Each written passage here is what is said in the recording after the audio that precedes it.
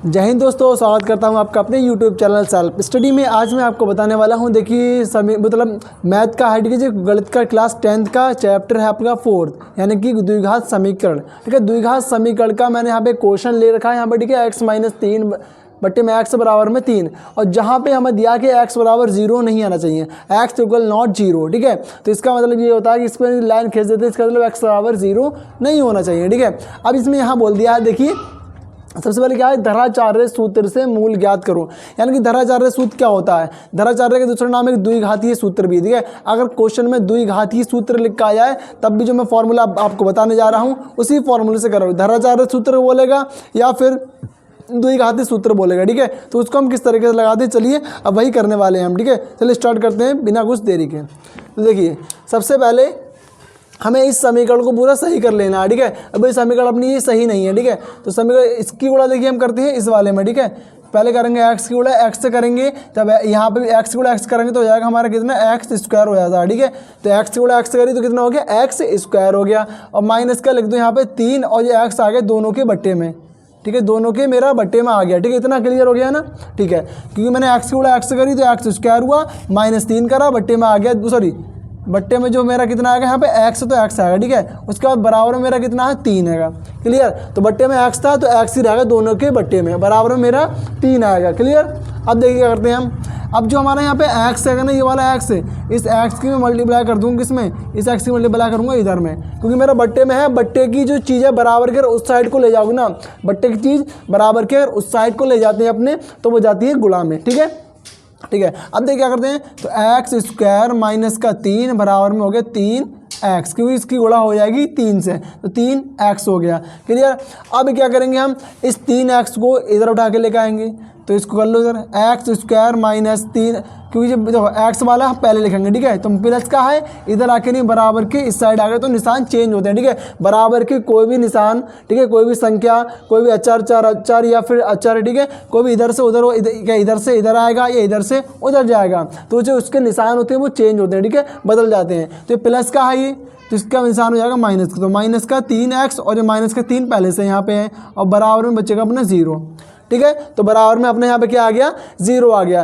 देखिए अब इसको हम गुणनखंड विधि से भी कर सकते हैं, लेकिन पहले उसने बोल दिया कि धराचार्य सूत्र से मूल ज्ञात करो। ठीक है, तो धराचार्य सूत्र क्या होता है वही बताने वाला हूँ आपको मैं। ठीक है, तो सबसे पहले हमें एक समीकरण याद होना चाहिए जो होती है द्विघाती समीकरण। तो द्विघाती समीकरण कौन सी होती है, वो होती है ax square plus bx plus c बराबर 0। ठीक है, ये पता होना चाहिए। तो देखिए मैं यहाँ पे लिख रहा हूँ कि ax square plus bx plus c बराबर 0 से तुलना करने पर। ठीक है, इससे हमें तुलना करनी पड़ेगी इसकी। क्लियर, तुलना, ठीक है, इससे तुलना हम करेंगे इसकी। ठीक है, इससे हम जब तुलना करेंगे, देखिए तो यहाँ पे एक्स स्क्वायर है और यहाँ भी मेरा एक्स स्क्वायर है, यहाँ पे एक्स है, यहाँ भी एक्स है, यहाँ पे सी है तो यहाँ पे सी का मान 3 आएगा। यानी कि यहाँ पे ए, तो एक ही जगह पे यहाँ पे कितना दिया, एक ही जगह पे मेरा यहाँ पे कुछ दिया क्या, नहीं दिया ना। जब कुछ भी नहीं दिया तो मेरा कितना होगा, 1 होगा। ठीक है, इतनी बात याद रखना, जहाँ कुछ नहीं तो यहाँ पे तो 1 तो होगा, यानी कि ए का मान हो गया मेरा 1, तो ए बराबर लिखूँगा मैं 1। इतनी बात क्लियर है। ठीक है, तो ए बराबर मेरा आ गया 1। उसके बाद अब लिखना है मुझे b का मान। तो देखिए x तो यहाँ पे है सेम। ठीक है, x के गुणांक कितना है यहाँ पे x स्क्वायर का गुणांक कुछ नहीं था तो 1 था। अब यहाँ पे x का गुणांक कितना है, 3 है मेरा, वो भी माइनस का। ठीक है, तो x का गुणांक है -3, तो यहाँ पे लिखूंगा यानी b का मान कितना आ गया, b बराबर आ गया मेरा -3। ठीक है, उसके बाद अब मुझे क्या करना है, यहाँ पे c की वैल्यू देखनी। ठीक है, तो c की वैल्यू मेरी यहाँ पे क्या देगी, -3 है। ठीक है, तो c की वैल्यू मेरी -3 हो गई यहाँ पे, तो c बराबर -3 आ गया मेरा। ठीक है, अब मुझे क्या करना है, देखिए अब कुछ भी नहीं करना, आपको जो सूत्र बोला गया धराचार्य सूत्र मूल ज्ञात कीजिए। ठीक है, इस समय सूत्र से मूल ज्ञात करना है। ठीक है, तो ज़रा सूत्र में यहाँ पर लिखता हूँ। ठीक है, उसके बाद सॉल्व करते हैं किस तरीके से। तो यहाँ पर देखिए मैं यहाँ पर लिखता हूँ, यहाँ पर होता है x बराबर माइनस का b plus minus under root में आएगा अपना b स्क्वायर माइनस का 4ac, और बट्टे में आ जाएगा क्या अपना यहाँ पे 2a। ठीक है, अपनों को देखो यहाँ पे क्या क्या बोला गया, b बोला गया, ए बोला गया और सी बोला गया। तो ए बी सी तीनों को अपने ने वैल्यू निकाल ली पहले ही, ठीक है। अब कुछ नहीं करना है, जो वैल्यू आपने यहाँ पे मान निकाला है ए बी सी के, वो इसमें फॉर्मूले में पुट कर दो और इसका आंसर बहुत ईजी तरीके से आ जाएगा, ठीक है। तो मैं इसमें रखता हूँ, देखिए। तो सबसे पहले क्या करना मुझे, माइनस बी, तो इसको फॉर्मूले को एकदम पढ़ लेना मेरे साथ साथ, तो अपने आपको याद हो जाएगा। कैसे बोलना है, एक्स बराबर माइनस बी रूट में क्या आएगा, बी स्क्वायर माइनस 4ac बट्टे में 2a, ठीक है। Minus B plus minus root B square minus 4ac बट्टे में है 2a, क्लियर। तो ये इसका फॉर्मूला होता है। तो इसका जो फॉर्मूले में मैं अब इसके मान को रखता हूँ, ठीक है। मैं तो यहाँ पे करता हूँ, देखिए मैं, तो मेरा है माइनस का बी, ठीक है। माइनस का जो बी है इसका मान, बी का मान कितना, बी का मान है मेरा 3, माइनस का 3, देखो। तो माइनस का मैं 3 रखूँगा, माइनस का 3 हो गया, और एक माइनस पहले से यहाँ पे मौजूद है, तो मैं यहाँ पे इसको मैं रख दूंगा बराबर लगा के, ठीक है। उसके बाद देखिए यहाँ पे क्या प्लस माइनस है मेरा, तो प्लस माइनस लगा लूँ, जैसा है वैल्यू वैसे लगाना, ठीक सेम। उसके बाद बी का मान, तो बी का मान फिर से रखना है, ठीक है, स्क्वायर लगा के। तो बी का मान यहाँ पे कितना है, माइनस का 3, तो माइनस का 3 करो और इसका कर दो स्क्वायर, ठीक। माइनस लगाओ यहाँ, क्यों माइनस लगा हुआ है। उसका 4 लिख लो, 4 लिख लिया, ठीक। उसके बाद लिखो भाई ए का मान, तो ए का मान यहाँ पे देखिए, ए का मान लिखना आप, तो ए का मान है मेरे यहाँ पे 1, तो ए का मान रखूँगा मैं 1, गुणा करूँगा, गुणा में मैं रखूँगा किसका मान है यहाँ पे, सी का मान। सी का मान कितना है मेरे यहाँ पे, माइनस का 3, तो मैं माइनस का 3 रख लेता हूँ यहाँ पे, ठीक है। उसका पूरे के ऊपर रूट आ गया मेरा। उसके बाद बट्टे में देखिए, अब लाइन खींच लेनी बट्टे वाली, ठीक है। तो यहाँ पे लाइन खींच दी मैंने एक। उसके बाद लिखना है 2a, ठीक है। तो 2 तो फॉर्मूले में दे रखा है, 2 लिख दिया, गुणा ए का मान। ए का मान कितना है यहाँ पे देखिए, ए का मान मेरा 1 है, ठीक है। तो 1 रख दो, तो 1 मैंने यहाँ पे रख दिया, ठीक है। आप कुछ नहीं करना है, इसको सॉल्व कर लो, कैलकुलेशन कर लो, ठीक है। अगर आपको कैलकुलेशन नहीं आती है तो सीख लो, मैं बताने जा रहा हूँ। देखिए अब क्या करना है, देखिए अगर आपने इतना काम कर लिया ना, तो आपका मतलब बहुत इजी तरीके से हो जाएगा, अगर आपको कैलकुलेशन अच्छी है आपकी, ठीक है, बेसिक अच्छी है आपकी। तो देखिए सबसे पहले माइनस और माइनस क्या होता है, प्लस होता है। तो यानी कि माइनस माइनस प्लस हो गया, जो तो भाई पहले से, ठीक है। तो 3 हो गया प्लस का, क्लियर। उसका प्लस माइनस इतना कर लेना है, ठीक है। अब क्या करना है, अब यहाँ पे देखिए रूट, अंडर रूट के अंदर वाले जितने भी इनको पहले सॉल्व कर लो। तो रूट के अंदर वाले सॉल्व करता हूँ, 3 का स्क्वायर करोगे, देखो भाई, तो यहाँ पे क्या 3 की पावर यहाँ पे 2 है, तो यानी कि भाई इसका मतलब जितनी पावर होती है जिस नंबर के ऊपर, उस नंबर की उतनी बार गुणा कर देते हैं। यानी किस तरीके से मैं आपको यहाँ पर समझाता हूँ, देखिए ऐसे मैं लिखा है -3 है, -3 का स्क्वायर है, ठीक है। वहाँ पर -3 का स्क्वायर है ना, तो इसके बाद मैं क्या करूँगा इसकी, तो -3 की मैं 2 बार गुणा कर लूँगा इसको बस, क्योंकि घात कितनी यहाँ पर, घात मेरी यहाँ पे 2 थी, तो 2 ही बार इसको लिख लो। अब क्या करना है कि 3 3 9, ठीक है। उसका माइनस और माइनस हो गया प्लस, यानी कि अपना प्लस का 9 आ जाएगा। तो यहाँ पे कितना आएगा, प्लस का 9 आएगा, ठीक है। तो प्लस का मेरा 9 आ गया।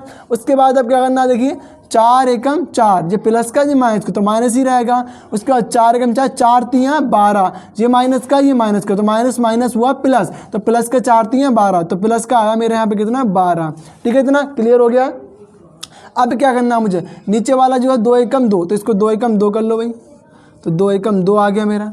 इतनी बात क्लियर होगी, ठीक है। अब क्या करना है, इन दोनों को जोड़ लो, 12 + 9, ठीक है। दोनों को जोड़ता हूँ मैं अब, तो 3 प्लस माइनस, तो रूट में कितना हो जाएगा मेरा यहाँ पे अब 12 और 9, 9 2 11, 11 का 1 हासिल लगा, 1 और 1 2, यानी कि मेरा कितना आया यहाँ पे 21 आ गया, ठीक है। अब क्या करना मुझे यहाँ पे देखिए 2 लिख लेना है बट्टे में, तो 2 मेरे यहाँ पे बट्टे में आ गया, ठीक है।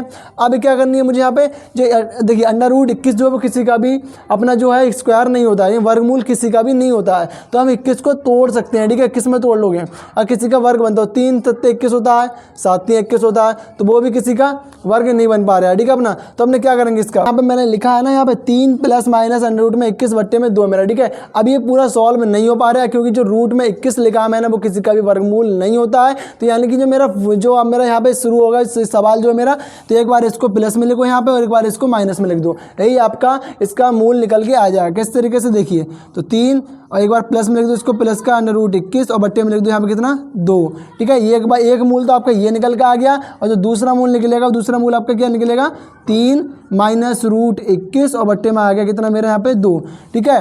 तो ये 2 मूल इसके निकल के आ गए, तो यही इसका क्या हो गया, आंसर हो गया है। तो यानी कि अपने को धराचार्य सूत्र से मूल ज्ञात करने थे, तो धराचार्य सूत्र से मैंने यहाँ पे देखिए मूल ज्ञात कर लिए हैं। इसको द्विघाती सूत्र भी बोला जाता है, ठीक है। और ये वाली जो ये समीकरण मैंने यहाँ पे लिखी देखिए ये समीकरण, ठीक है, ये द्विघातीय समीकरण होती है, ठीक है, ये तो द्विघातीय समीकरण में लगती है, ठीक है। अगर आपको धराचार्य से इसके सूत्र मतलब निकालना है, ठीक है, क्लियर।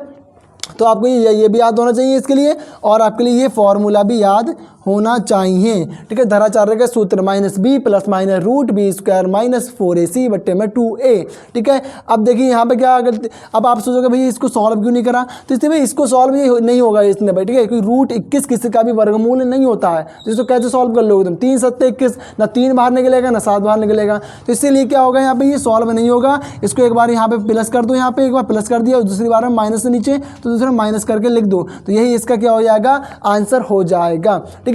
अगर आपको हमारी वीडियो अच्छी लगी तो हमारी वीडियो को लाइक करें एंड चैनल को सब्सक्राइब भी करें, और अगर आपने अभी तक तैयारी करना शुरू नहीं किया है तो आपके बोर्ड एग्जाम बहुत ही करीब आ गए हैं, और हमारे चैनल को सब्सक्राइब कर लें ताकि अपना मैथ में अपना अच्छा स्कोर कर पाएँ, ठीक है। थैंक यू हमारी वीडियो को देखने के लिए, पूरा थैंक यू एंड जय हिंद।